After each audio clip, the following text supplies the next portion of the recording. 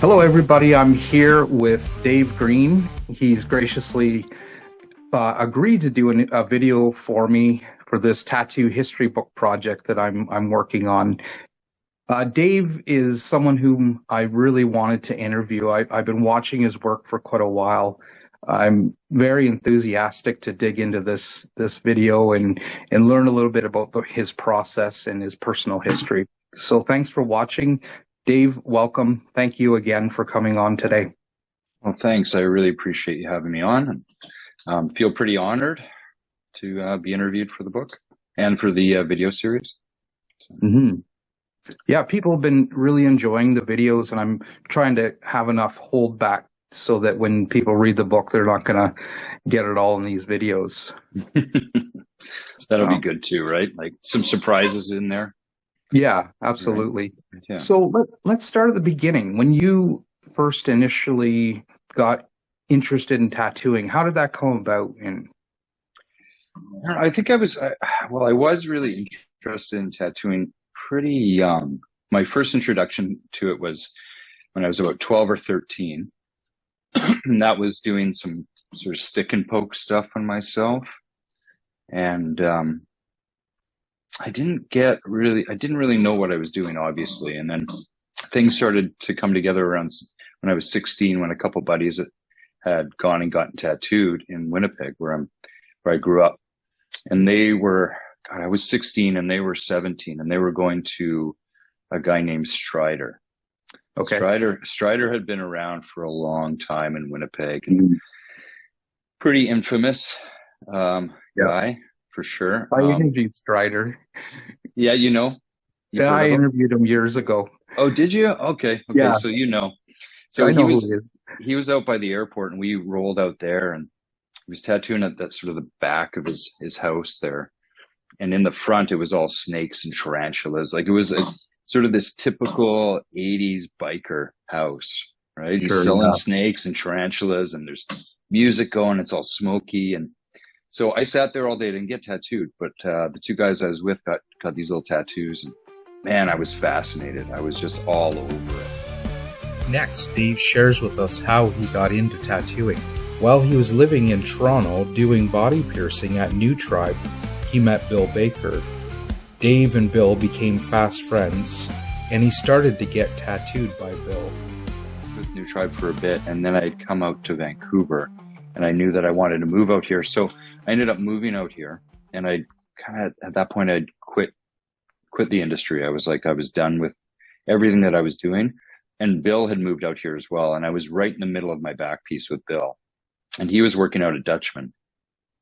Okay. John and Lagaya, his wife, spent a lot of time in the Philippines. And at that point, they were spending like 3 to 6 months in the Philippines. And Bill needed some help at the studio, and I needed my back done.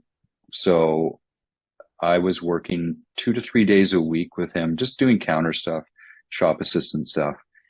And along the way, I guess I was bugging him, he was bugging me, and he was just saying, like, you should tattoo. You can draw well enough at that point. You might want to consider it. And I think I just gave in at one point. I said, yeah, just show me, like, start showing me stuff. And so what year would that have been when you were assisting Bill at Dutchman? Sacred Heart was already open. It was probably 94, 95. That winter. I think it was 94, 95. Bill had showed me a lot of good stuff, and I was hanging around with guys like Chad Woodley, Sean Headley.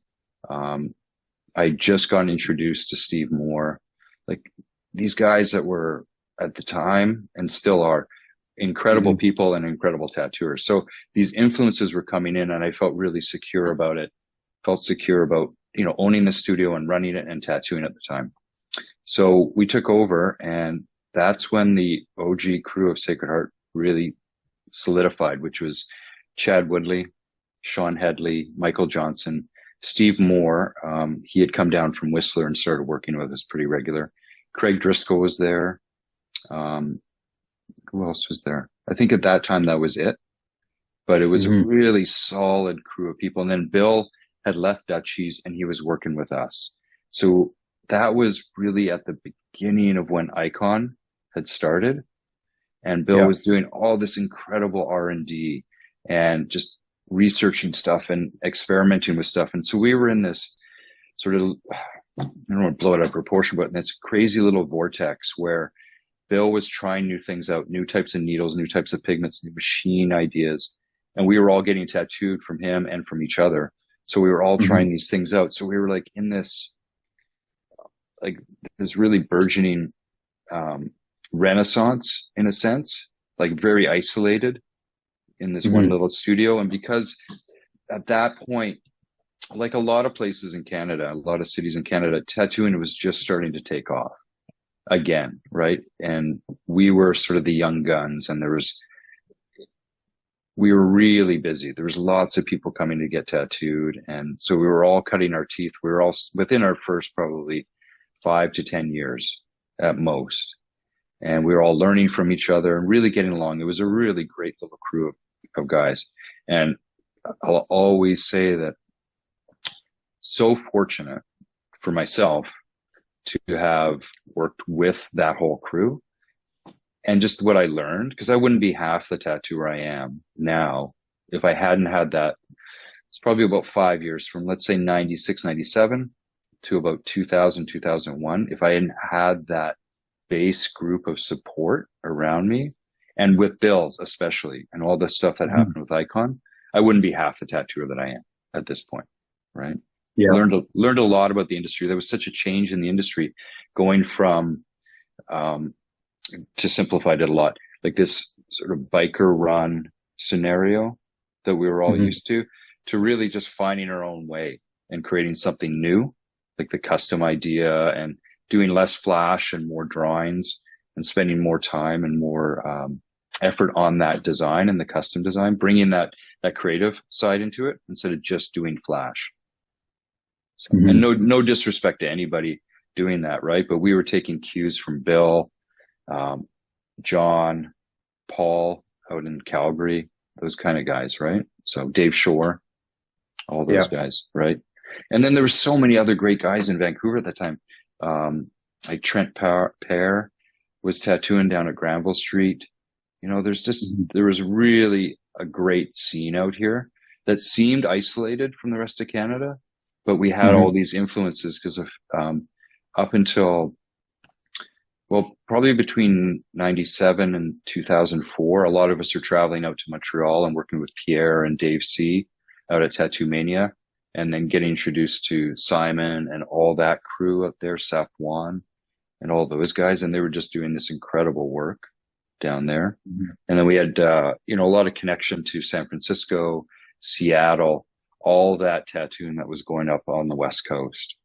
There was just this, it felt like a microcosm, but it was really all these tendrils that went out, and there were so many great people influencing us and coming to work with us. And, just really, really fortunate. I think that we all would say that we're really fortunate to be in that little solid crew, Sacred Heart, between 97 and 2001, right? Yeah. And when I look at, Sacred Heart, to me, it feels similar to the old Tatarama, Way Cool, the Dutchman, Paul Jeffries, their shops where they had just a revolving door of incredible talent coming through there. There's lots of shops where, it's one person or maybe a few extras, but you don't have a volume of people coming through. And Sacred Heart seemed like it had that. It was just its own little microcosm, using your words, of tattooing going on just in that studio alone. Yeah, I agree. I have to agree with you, because during that time when tattooing was starting to find a new footing, there was shops like John's shop down at Dutchy, right? He had Rob Hope and all those guys coming through there, Ryan Halter. And then out in Tatarama, starting in 81 with Bill, and then the guys he trained, like Shane Faulkner, Dave Wildenbohr, Scott McEwen, all those guys, like that's really like, I see that shop where Tatarama started around, and I guess it wasn't 81, I'm sorry. That's when Bill started tattooing. But when Tatarama started, that was this genus, and the tendrils started to go out. And Bill's influence on so many tattooers in Canada And then the trickle down from that, even probably people that don't even know who Bill is, right? Bill influenced Pierre, and then Tatouage Artistique in Montreal with Keith and all that. Like there was so much influence that came out of Tattoo-rama. And then John and Dave Shore out here. And John was really a teacher, right? He, even to this day, I think he really enjoys the teaching part of tattooing. Everybody that's always been on his crew. And I think that's what we had within Sacred Heart during that time was we had Bill, who was this incredible mentor, but then we had each other as well. And we were going back and forth and experimenting. And then when you have a natural guy like Steve Moore, and then you have Bill Baker with you, you're getting incredible influences and incredible suggestions and critiques and all that, right? So I think that we all benefit from that. And we each brought something else to the table. Myself, I think I brought more of just like running the shop and creating that studio and creating that space. And then I was influenced creatively from all these other people. Again, like Sean Headley, Michael Johnson, Chad Woodley, especially Chad. Chad influenced me quite a bit with his Japanese work and his drawing style. He still rings in my head every once in a while when I'm drawing a drawing. I'm like, oh yeah, I got it. I can't do it like that. Sure. Yeah. So, right. So one thing that I've noticed traveling around is Canada has such a great amount of talent, but also a great amount of good humans within tattooing that really care about tattooing and like to treat people well, which I really appreciate quite a bit. So. Yeah, I think you really nailed it on the head there. And I doing this, it's going to be a set of books that I'm working on. It's more than time to put together all this amazing talent and humble people, and like it. I just can't wait to hold these things in my hands because there is so much talent here and so many unsung heroes in tattooing. So. Right. Yeah. And influential people, right. In a lot of ways.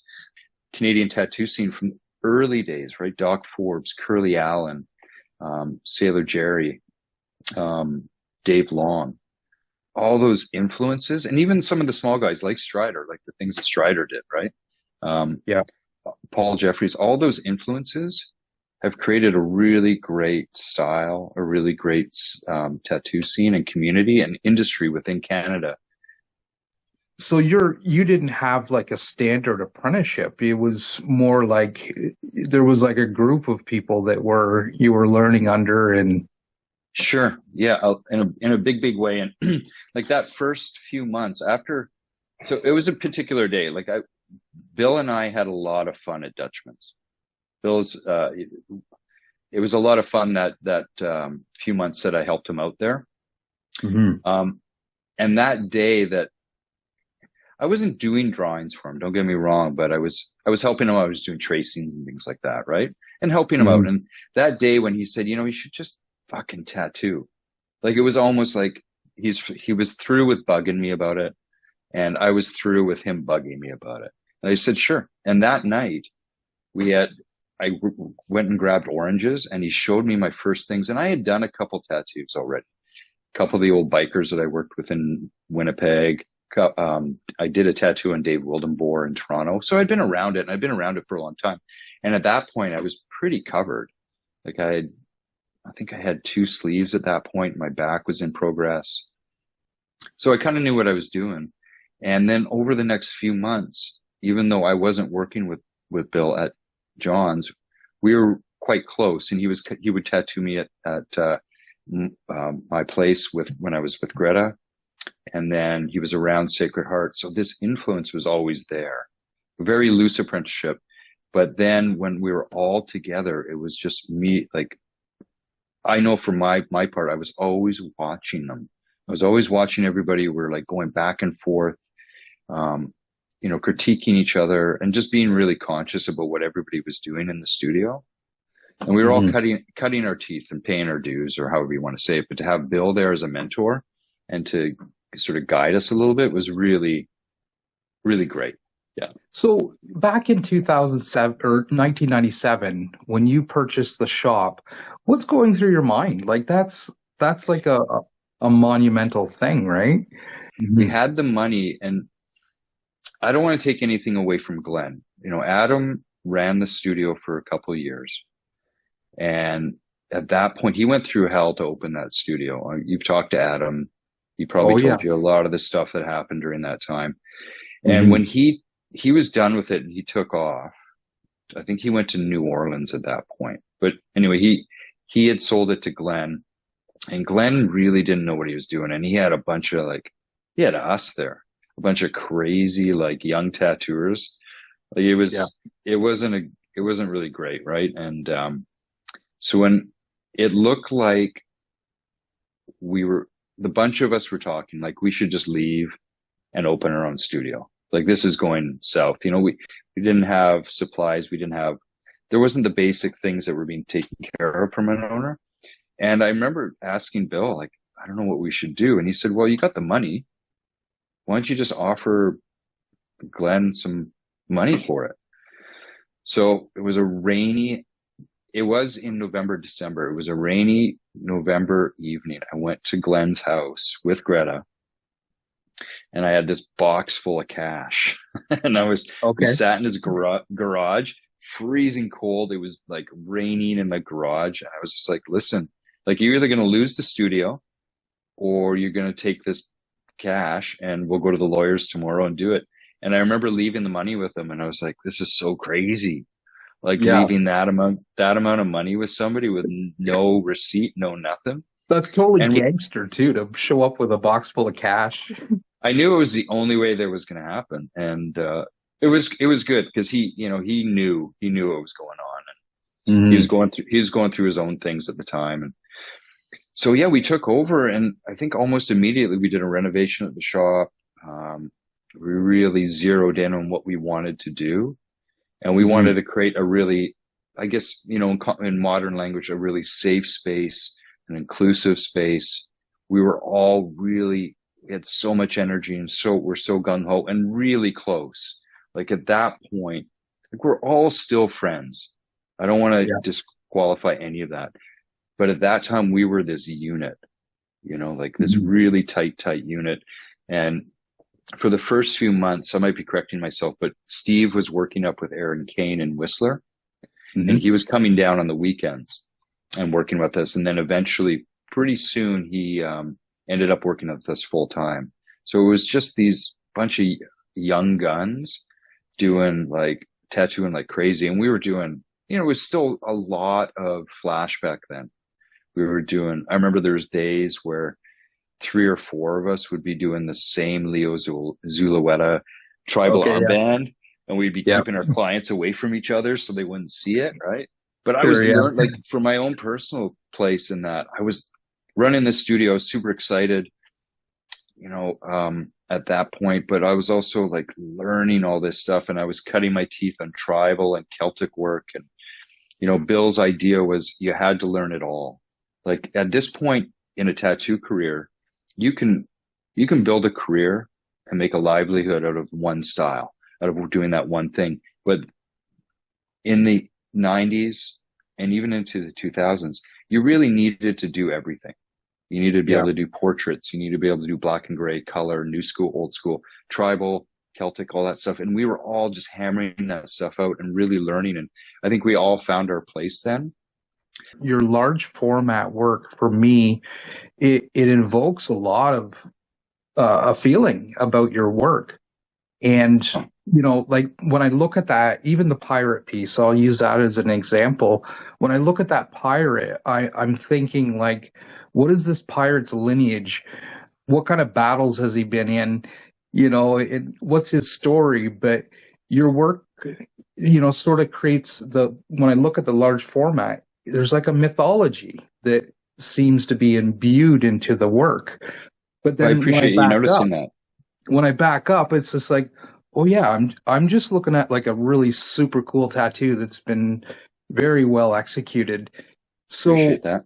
I really wanted to dig into your impetus behind, these big projects that you're doing.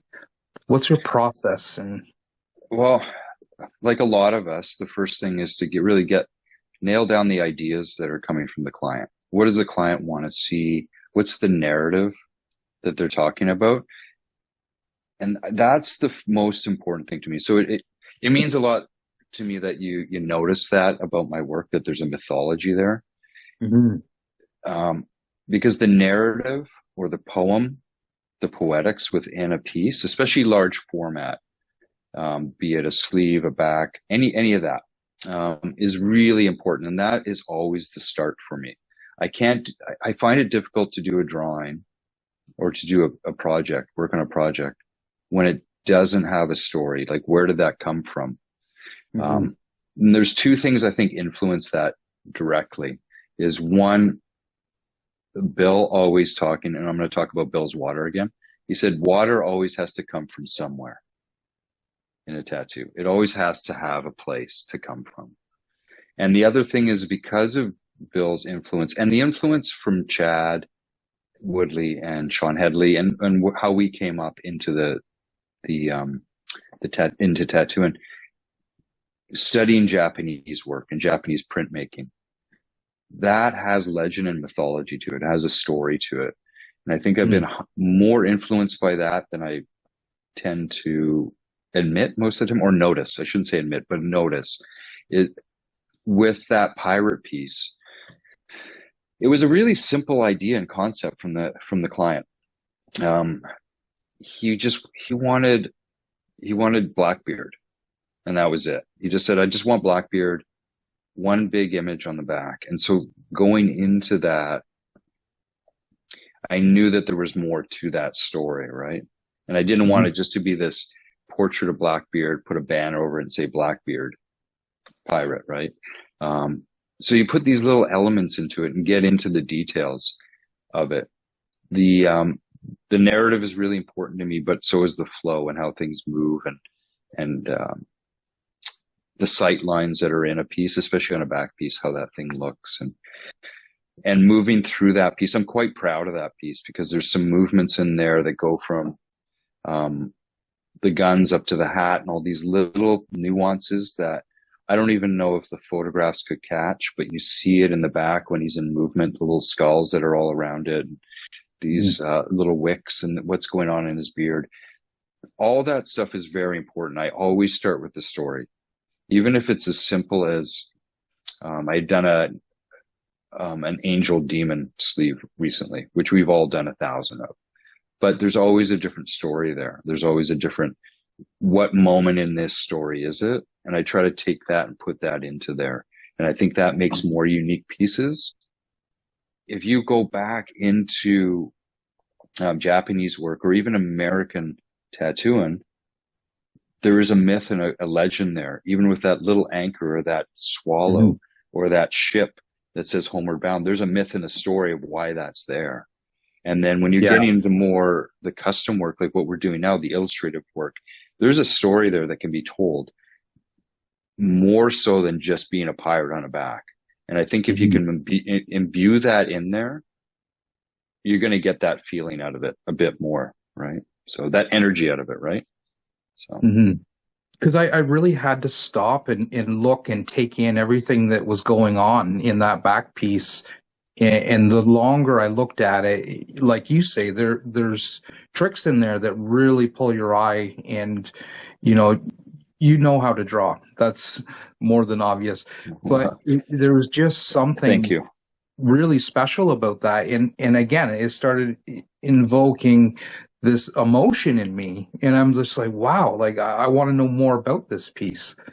That's I want to know the story. What is the mythology behind this? And it just felt like, and when I looked at some of your other work as well, I was having that same sense of there's a lot more than just an idea involved here. It just felt there was something deeper going on, and hearing about it, I really appreciate hearing your process. I put a lot of little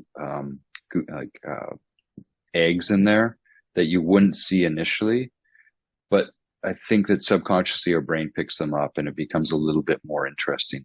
And that kind of stuff, I would say, if I was influenced by anybody for that would be from working with Steve Moore, and just seeing like how he has all these little elements that he puts in that you don't notice right away.